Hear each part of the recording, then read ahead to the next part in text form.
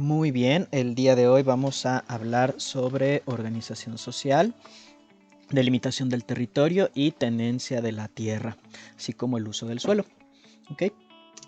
Muy bien, comenzamos con organizaciones sociales y económicas. Se dividen en 5 grupos, muy básicamente en 5 grupos. Hay más, hay sociedades que son híbridas y así.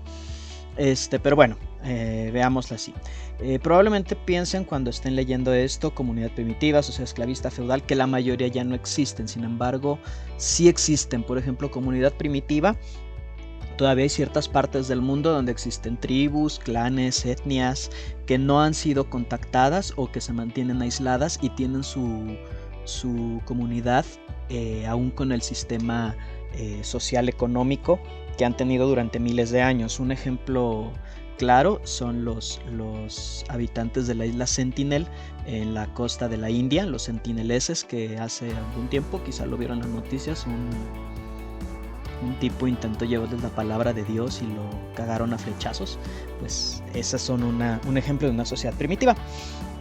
La sociedad esclavista también podrá parecer algo muy del pasado, pero Estados Unidos hasta hace poco era una sociedad esclavista, es decir, una sociedad que basaba sus medios de producción en la mano de obra esclava, concretamente de los ciudadanos de personas traídas de África o descendientes de los mismos. Ya para finales del siglo XIX, la mayoría de los esclavos negros no eran de África, sino que ya habían nacido de segunda o tercera generación en Estados Unidos. Y bueno, la feudal es la que sí probablemente ya no tiene eco en la actualidad. Era donde había un monarca que designaba nobles o personas de su confianza para que controlaran otros mini reinos que le debían tributo a él. Pues ya actualmente los monarcas son meramente figuras decorativas en los países donde los hay, así que este sistema ciertamente ya está caduco. Sin embargo, los dos más conocidos, que probablemente les suenen más, sean el capitalismo y el socialismo, y en los que me enfocaré un poco más. El capitalismo es un sistema económico en el que los medios de producción están en manos particulares y precisa de una clara diferencia de clases sociales para prosperar. En papel, en la idea, el capitalismo debe mediarse a sí mismo a través de la oferta y la demanda de productos y servicios. Esto provoca adelantos tecnológicos y prosperidad, se supone, en papel. Pero en la realidad, todos sabemos que no. Lo único que provoca es una diferenciación de clases sociales cada vez más y más grande, donde los pobres son cada vez más pobres y la riqueza se concentra en las manos de unos pocos. Se presta mucho a los monopolios y pues es ahí donde tiene que intervenir el Estado. En un sentido estricto, el capitalismo suprime en la medida de lo posible la participación del Estado en la economía, cosa que ningún país hace, incluso los que se precien de ser más capitalistas como Estados Unidos. Tiene que haber una intervención estatal. Y caso concreto, si no son muy dados a las noticias, actualmente Google y Facebook están demandados por prácticas monopólicas precisamente. Entonces ahí estemos al pendiente respecto a esto. ¿Okay? Su alternativa, o que probablemente también han escuchado, del comunismo, como si fuera este fantasma que se asoma desde las sombras y que quiere robarle su empresa a tu tío que tiene unas micheladas. Pues no, no se trata de eso. En el comunismo los medios de producción son propiedad colectiva, pero administrados por el Estado, lo que en teoría, nuevamente, debería crear una sociedad sin separación de clases. Sin embargo, en todos los países donde se ha implementado existen élites y marcadas diferencias entre sus ciudadanos. Caso concreto, Corea del Norte, que es el mejor ejemplo que se me ocurre de una sociedad comunista estricta, donde los medios de producción están en manos del Estado y una élite militar administra estos medios de producción estatal. Sin embargo, pues todos sabemos que los miembros del partido o la élite gobernante viven en unas condiciones bastante favorables y el resto del pueblo vive en condiciones muy adversas. Otra sociedad que dice ser comunista, perdón, es la China. Y pueden decir que pues ellos sí prosperan, ¿verdad? Sí que les va bien. Pues sí, en el sentido económico, no en el sentido de libertades individuales y de derechos humanos. La sociedad china es tremendamente restrictiva en cuanto a derechos humanos se refiere. ¿Y en México qué tal? Bueno, México es un sistema híbrido cargado a un sistema capitalista neoliberal. Eso es, y pues como resultado tenemos algunas de las zonas más pobres de América Latina o de América en general, lugares donde no se tiene agua potable, servicios básicos, acceso a medicamentos, educación, etc. Y a uno de los hombres más ricos del mundo. Si eso no es un ejemplo de concentración de riqueza y división de clases sociales, no sé qué lo es. Sin embargo, también hay algunas empresas, voy a poner muchas comillas, productivas del Estado, como la CFE o Pemex, donde pueden argumentarse un cierto corte comunista, pero bueno, en la realidad o en la práctica no es así.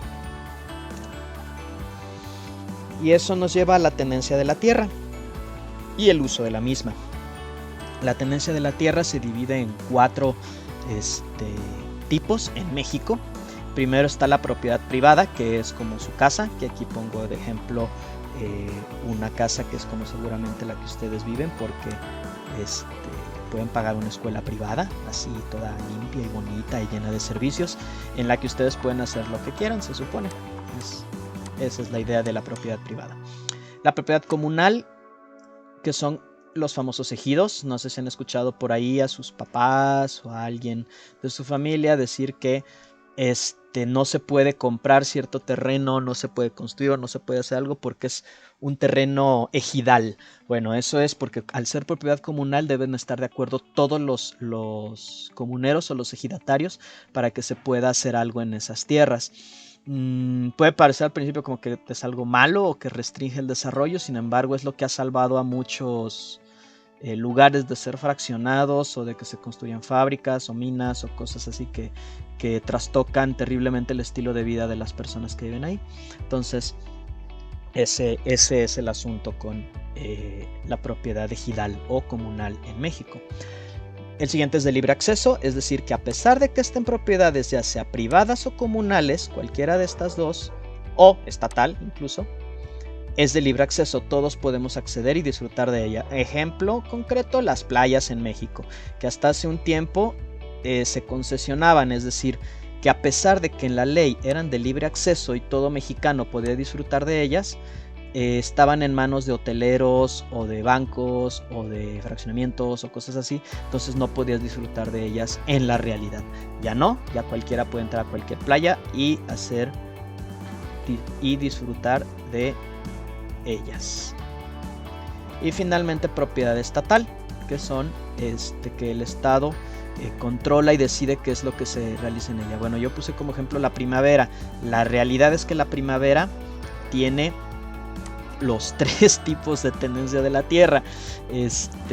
Hay propiedad privada, la mayor parte es propiedad privada, hay propiedad comunal, hay algunos ejidos que toman parte de la primavera, hay de libre acceso, lugares a donde puedes acceder como tú decidas, y partes de propiedad estatal que no se pueden hacer o está restringido el acceso y el uso de la tierra. Dependiendo el tipo de tenencia de la tierra es lo que se puede hacer con ella, siempre y cuando esté por encima el interés nacional. Me explico. Tú puedes poseer un terreno, por ejemplo, que dices que es tu casa o es tu terreno, tal cual. Pero no puedes rentarlo para que tiren basura, por ejemplo, porque el interés de tus vecinos está por encima del tuyo de rentar tu terreno para tirar basura. No sé si me explico. Es decir, al final no puedes hacer tal cual lo que quieras en tu terreno. Casi lo que quieras. Puedes construir cosas, pero no puedes, por ejemplo, construir un edificio de departamentos porque tienes la restricción del uso de suelo.